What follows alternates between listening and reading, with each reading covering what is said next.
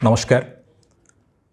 आज मु मोर अंतरात्मर स्वर शुणी मोर आत्मसम्मान पाई, मोर अभिमान पाई और कोरी जनसाधारण स्वाभिमान पाई विजु जनता दलर प्राथमिक सदस्य पद इस्तीफा प्रदान करुछि।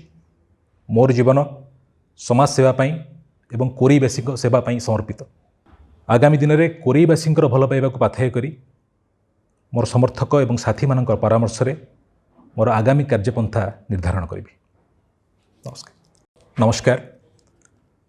आज मु मोर अंतरात्मर स्वर शुणी मोर आत्मसम्मान पाई, मोर अभिमान पाई और कोरी जनसाधारण स्वाभिमान पाई विजु जनता दलर प्राथमिक सदस्य पद इस्तीफा प्रदान करुछि।